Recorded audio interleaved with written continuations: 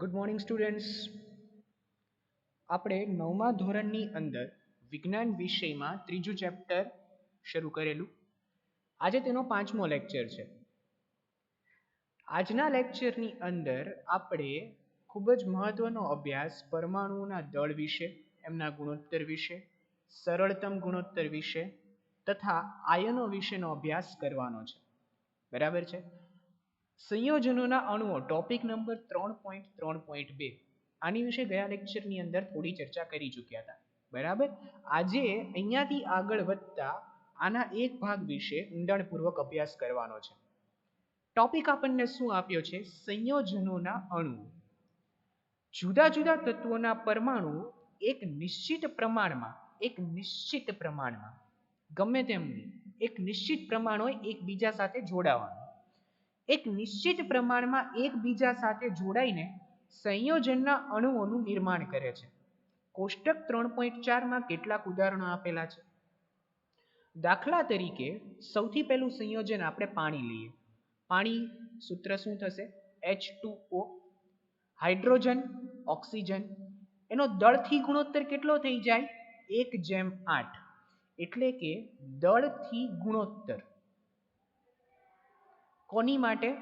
પાણી. કેટલો થાય? 1:8 એટલે 1/8 થાય. એમોનિયાનું સૂત્ર શું થાય? NH3. કયા ભાગ આવ્યા? તો કે નાઇટ્રોજન અને હાઇડ્રોજન. બરાબર, અહીંયા લખેલું છે નાઇટ્રોજન અને હાઇડ્રોજન. તો જ્યારે તમે એનો ઇન્ડિવિડ્યુઅલ ગુણોત્તર કરો એમનો યુનિફાઈડ લઈને, તો એ શું મળે છે? 14:3 મળે છે. એટલે એમોનિયાનો જો તમે દળથી ગુણોત્તર શોધો, કોનો? નાઇટ્રોજન અને હાઇડ્રોજનનો. અહીંયા કોનો? હાઇડ્રોજન અને ઓક્સિજનનો. તો કેટલો મળે? 14:3. એટલે કે નાઇટ્રોજનનો 14 ભાગ હોય, હાઇડ્રોજનના 3 ભાગ હોય. કાર્બન ડાયોક્સાઇડ સૂત્ર શું થશે? CO2. તો એમાં કયા ભાગ આવ્યા? કાર્બન અને ઓક્સિજન ભાગ આવ્યા. બરાબર. કાર્બન ડાયોક્સાઇડ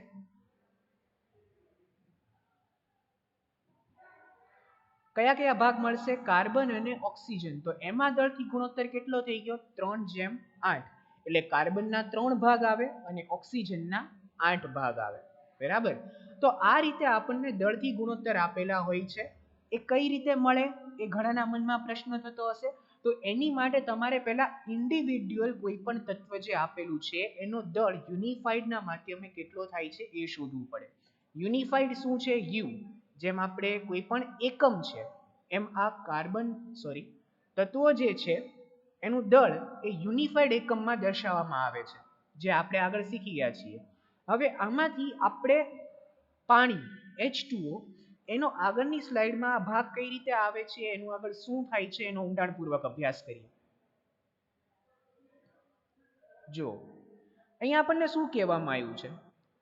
તો કે પાણીના અણુઓમાં પરમાણુઓની સંખ્યાનું પ્રમાણ નીચે મુજબ નોંધી શકાય છે. સૌથી પહેલા આપણને આપેલું છે તત્વ. તો કે પાણીમાં શું આવેલું હોય? તો કે હાઇડ્રોજન અને ઓક્સિજન આવેલું હોય. હવે તમે આ ભાગ જે છે, આ કોલમ એને થોડી વાર માટે સ્કીપ કરો અને સીધા બીજી કોલમ પર આવો. અહીંયા તમને શું આપેલું છે? પરમાણવીય દળ. બરાબર. હાઇડ્રોજન જે છે, હાઇડ્રોજન એનું પરમાણવીય દળ કેટલું છે? 1U. 1U એટલે એક યુનિફાઈડ. હાઇડ્રોજનની સંજ્ઞા H. ઓક્સિજન જે છે એની સંજ્ઞા કેટલી છે? O સંજ્ઞા છે એની. અને એનું પરમાણવીય દળ કેટલું છે? 16. બરાબર. એના પરમાણવીય દળ એટલે આ થઈ જાય 16 યુનિફાઈડ.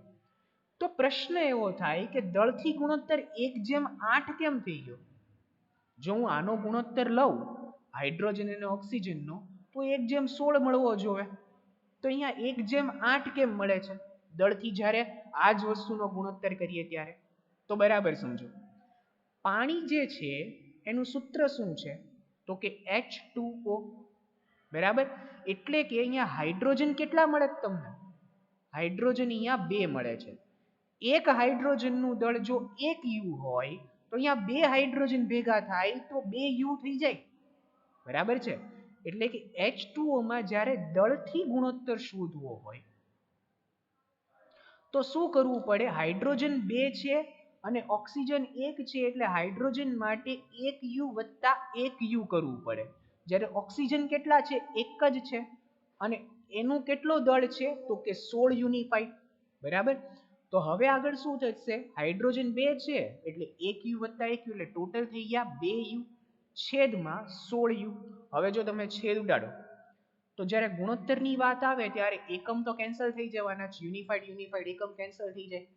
2 અઠ્ઠા 16 એટલે તમને દળથી ગુણોત્તર શું મળી ગયો?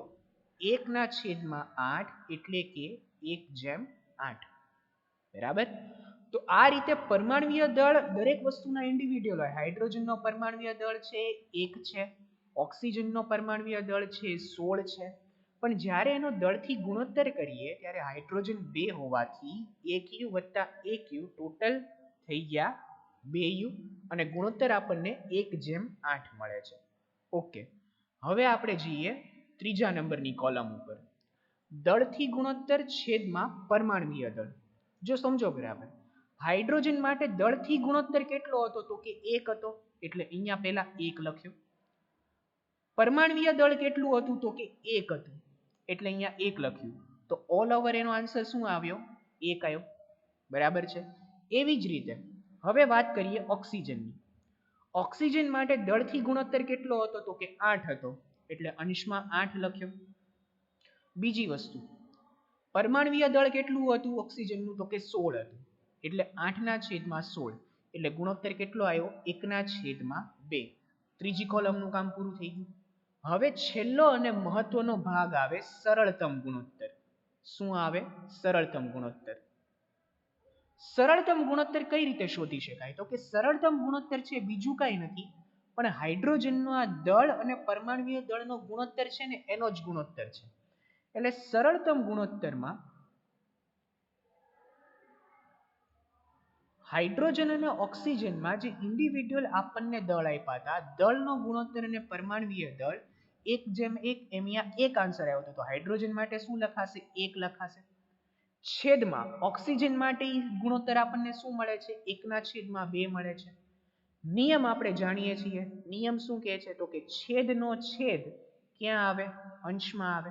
એટલે આ બગડો જે છે ઉપર વયો જશે એટલે કે આ થઈ જશે 2 ગુણાકારમાં 1, આ 1 ગુણાકારમાં 2 અને છેદમાં 1 એટલે 2 છેદમાં 1 એટલે ગુણોત્તર કેટલો મળ્યો? 2/1.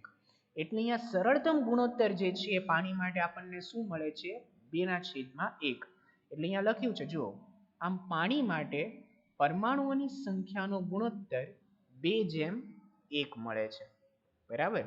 તો આ રીતે આપણે જે છે આ વસ્તુ સમજી શકીએ છીએ. સૌથી પહેલા કોનામાં જોવાનું? તો કે સૌથી પહેલા આપણે બીજી કોલમથી સ્ટાર્ટ કરવાનું. પરમાણ્વીય દળ જોવાનું. હાઇડ્રોજન માટે 1, ઓક્સિજન માટે 16. નેક્સ્ટ પાર્ટ શું કરવાનું? દળથી ગુણોત્તર. પણ દળથી ગુણોત્તર માટે શું મહત્વનું છે? સૂત્ર મહત્વનું છે. સૂત્ર શું કહે છે? H2O. H2O એટલે હાઇડ્રોજન 2 થઈ ગયા તો 1 વત્તા 1 2 હાઇડ્રોજન માટે 2U થઈ જાય એટલે દળથી ગુણોત્તર 1/8 મળ્યો. ત્રીજી કોલમ શું કહે છે? દળથી ગુણોત્તર છેદમાં પરમાણ્વીય દળ. દળથી ગુણોત્તર 1, પરમાણ્વીય દળ એટલે 1. દળથી ગુણોત્તર ઓક્સિજન માટે 8 અને પરમાણ્વીય દળ 16 એટલે 1/2.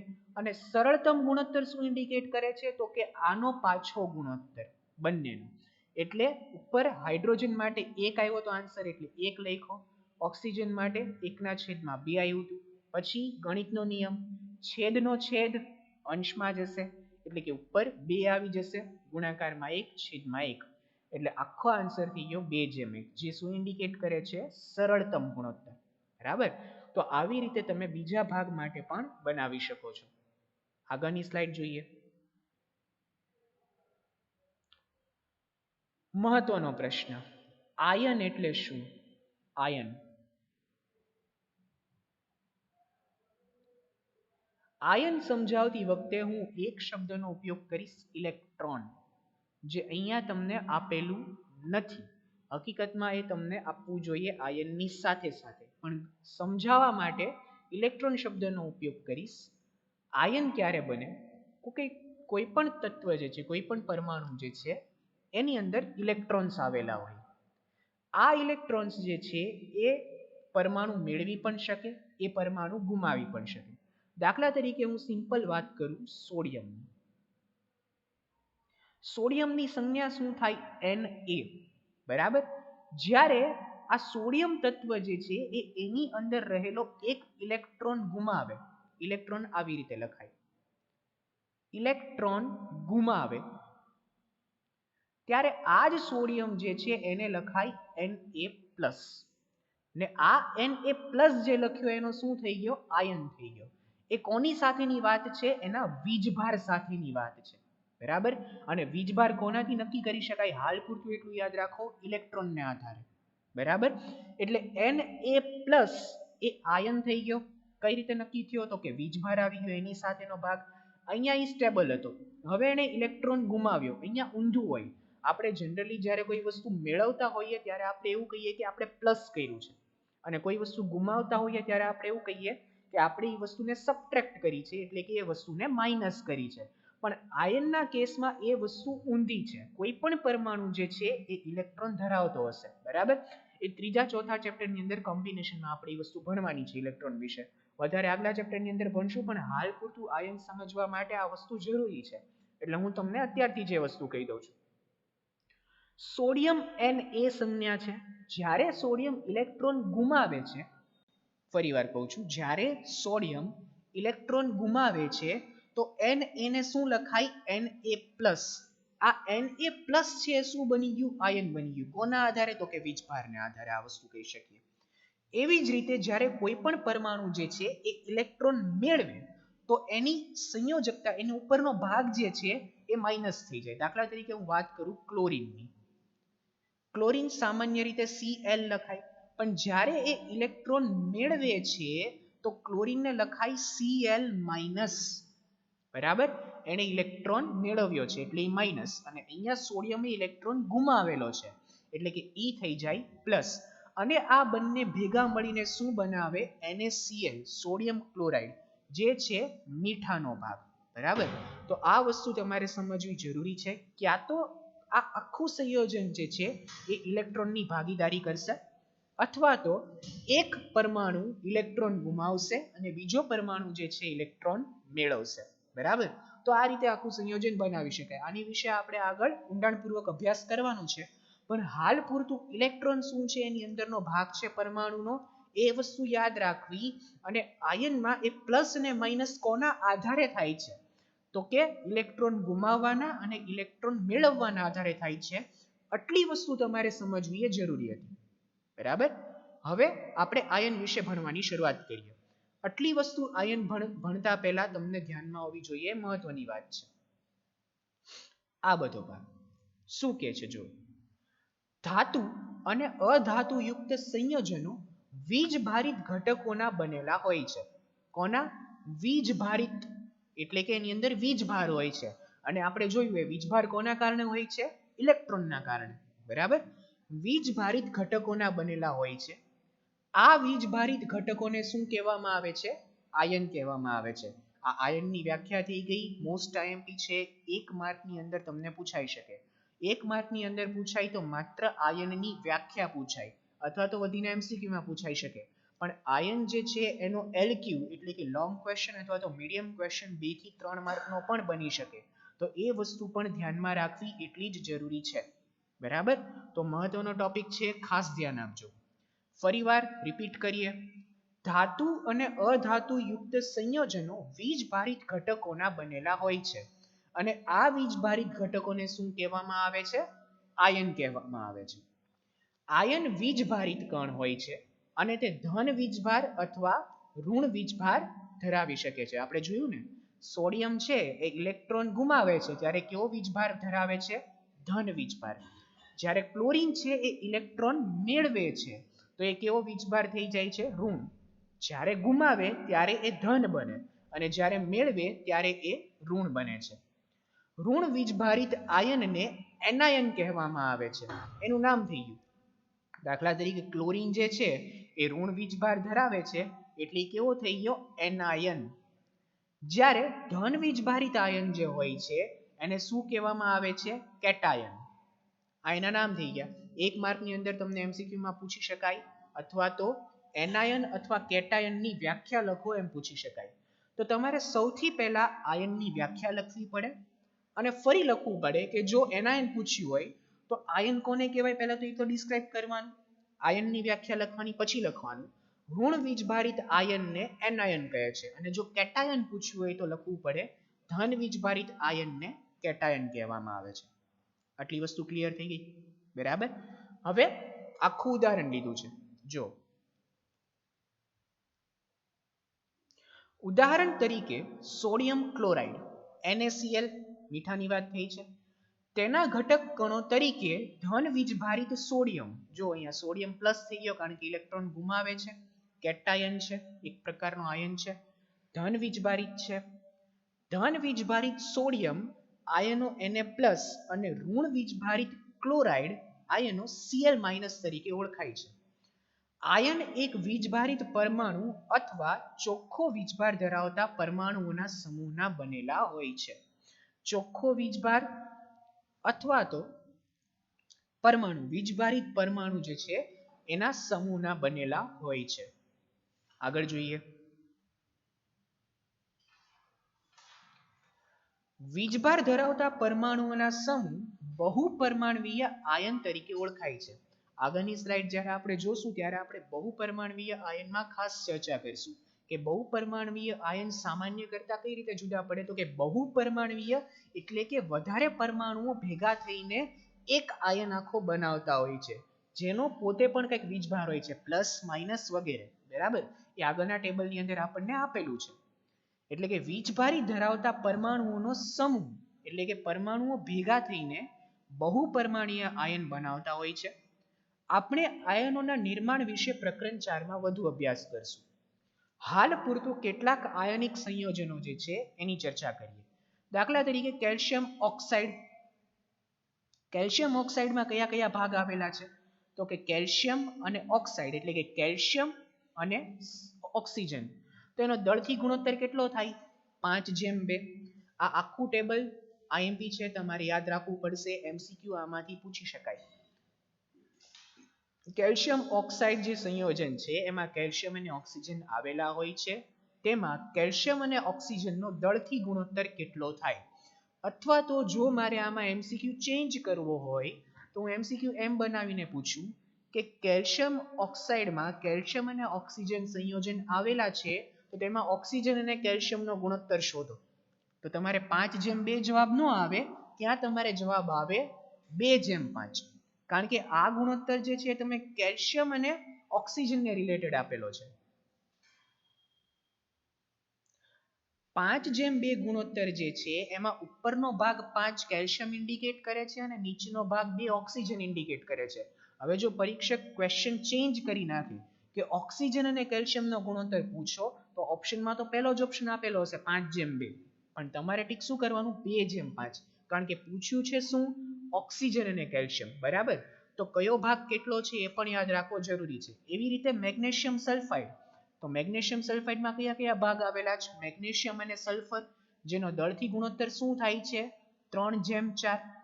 ધ્યાન રાખજો, ઉપર મેગ્નેશિયમનો ભાગ છે, નીચે સલ્ફરનો ભાગ છે. જો એક્ઝામિનર એમ પૂછી લે કે સલ્ફર અને મેગ્નેશિયમનો ગુણોત્તર, તો તમારો જવાબ થઈ જાય 4:3, બરાબર.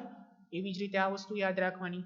સોડિયમ ક્લોરાઇડ, સોડિયમ અને ક્લોરીન NaCl, એમાં દળથી ગુણોત્તર કેટલો છે? તો કે 23:35.5. તો આ વસ્તુ જે છે આખો કોષ્ટક એ તમારે યાદ રાખવો જરૂરી છે, એક્ઝામમાં પૂછાઈ શકે. ખાસ ધ્યાન રાખજો, માત્ર ગોખી ન નાખતા, આને ઊંધું કરીને પૂછવાથી જવાબ આખો બદલાઈ જાય. તો એ બદલાયેલો જવાબ પણ આપણને યાદ રહેવો જોઈએ કે અહીંયા શું ચેન્જ આવ્યો હતો, બરાબર. તો એ વસ્તુ યાદ રાખવી જરૂરી છે. આગળ જોઈએ. રાસાયણિક સૂત્ર લખવા. રાસાયણિક સૂત્ર આખા બનાવવા. જેમ કે આપણે સૂત્ર બનાવ્યું ને NaCl, સોડિયમ ક્લોરાઇડ, તો આખું રાસાયણિક સૂત્ર થઈ ગયું. તો રાસાયણિક સૂત્ર હકીકતમાં બનતા કઈ રીતે હોય એ વસ્તુ સમજવાની છે અહીંયા. કોઈ પણ સંયોજનોનું રાસાયણિક સૂત્ર તે સંયોજનના બંધારણનું સાંકેતિક નિરૂપણ છે. સાંકેતિક નિરૂપણ એટલે સંજ્ઞા સ્વરૂપે. જેમ કે આપણે સોડિયમ કહીએ છીએ તો સોડિયમની સંજ્ઞા Na થાય, અને ક્લોરીન કહીએ છીએ તો ક્લોરીનની સંજ્ઞા Cl થાય. ક્લોરીનની સંજ્ઞા જે છે એ Cl થાય, તો આખું થઈ ગયું તો NaCl થઈ ગયું, એટલે કે એનું સાંકેતિક નિરૂપણ થઈ ગયું. બરાબર. જુદા જુદા સંયોજનોના રાસાયણિક સૂત્ર સરળતાથી લખી શકાય છે. આ માટે આપણે તત્વોની સંજ્ઞાઓ અને તેઓની સંયોજાવાની ક્ષમતાનો અભ્યાસ કરશું. જો તેઓની સંયોજાવાની ક્ષમતાનો, એવું ન હોય કે ગમે તે તત્વ ગમે તે સાથે સંયોજન બનાવી શકે. એક વસ્તુને સમજો, સંયોજાવાની ક્ષમતા એટલે શું? તો કે સોડિયમ ક્લોરાઇડની અંદર આપણે જોયું કે સોડિયમ જે છે એક ઇલેક્ટ્રોન ગુમાવે છે. સોડિયમ જે છે ઇલેક્ટ્રોન ગુમાવે છે, એટલે શું થઈ ગયું? તો કે Na+ થઈ ગયું, એટલે અહીંયા એકને જ જરૂર છે. જ્યારે ક્લોરીન જે છે એક ઇલેક્ટ્રોન મેળવે છે, એટલે શું થઈ ગયું? Cl- થઈ ગયું. ક્લોરીન અહીંયા એક કરતા વધારે ઇલેક્ટ્રોન ન મેળવી શકે, તો એની ક્ષમતા થઈ ગઈ. તો કેટલા બીજા કોઈ ક્ષમતા સાથે મેચ ન કરી શકે. જેટલી એને જરૂર છે એ એટલા જ તત્વ જેટલા ઇલેક્ટ્રોનની ભાગીદારી થતી હશે એટલા જ સાથે સંયોજાશે. હવે કોઈ એવો પરમાણુ આવે કે જેની અંદર 2 કે 3 ઇલેક્ટ્રોન રહેલા હોય અને ક્લોરીન એમ કહે કે હું એવા પરમાણુ સાથે સંયોજાઉં, તે વસ્તુ યોગ્ય નથી. શું કામ? કારણ કે અહીંયા બેની ક્ષમતા કેટલી છે? એક ઇલેક્ટ્રોનની જ છે. બરાબર. એટલે કે એ સંયોજાવાની ક્ષમતા પર પણ આધાર રાખતો હોય છે. એટલે કે આ માટે આપણે તત્વોની સંજ્ઞાઓ જે આપણે ટેબલમાંથી જાણીએ છીએ અને તેઓની સંયોજાવાની ક્ષમતા, જેને સંયોજન ક્ષમતા તરીકે ઓળખવામાં આવે છે, એનો અભ્યાસ કરવો પડે. કોઈ પણ તત્વની સંયોજાવાની શક્તિ અથવા તો એની ક્ષમતા જે છે એને શું કહેવાય? તત્વની સંયોજકતા કહેવાય. 1 માર્કની અંદર વ્યાખ્યામાં પૂછી શકે તત્વની સંયોજકતા કોને કહેવાય? તો કે કોઈ પણ તત્વની સંયોજાવાની શક્તિને એ તત્વની સંયોજકતા કહે છે. અને સિમ્પલ રીતે સમજીએ તો દાખલા તરીકે તમારી ક્ષમતા, તમે ઘરે જમવા બેસ્યા હો તો તમારી ક્ષમતા છે કે તમે 4 રોટલી ખાઈ શકો છો. જો તમે 3 રોટલી ખાઓ તો તમે થોડાક ભૂખ્યા રહ્યો. જો તમે 6 રોટલી ખાઓ તો તમે ઓવર જતા રહ્યા છો. તો પોસિબલ છે તમારી તબિયત બગડી શકે. એટલે તમારી ક્ષમતા કેટલી થઈ? 4 રોટલીની થઈ. બરાબર. જેમ તમારી ક્ષમતા છે એમ તત્વની પણ ક્ષમતા હોય. બરાબર. કે જે પરમાણુ બીજા તત્વ જે છે એક સંયોજન ક્ષમતા ધરાવતા હોય એની સાથે જ મેચ કરી શકે, એની સાથે જ જોડાઈને નવું સંયોજન બનાવી શકે. એમ કોઈ પણ તત્વની સંયોજાવાની ક્ષમતા, એની શક્તિને તત્વની સંયોજકતા કહેવાય છે. કોઈ એક તત્વના પરમાણુઓ અન્ય તત્વના પરમાણુઓ સાથે સંયોજાઈને કેવી રીતે રાસાયણિક સંયોજન બનાવે છે તે જાણવા માટે સંયોજકતાનો ઉપયોગ થાય છે.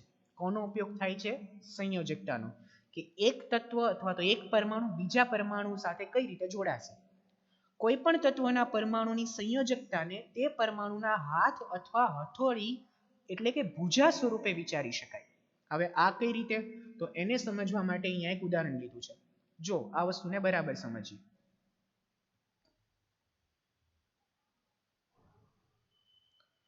મનુષ્યને 2 હાથ તથા ઓક્ટોપસને 8 હાથ હોય છે.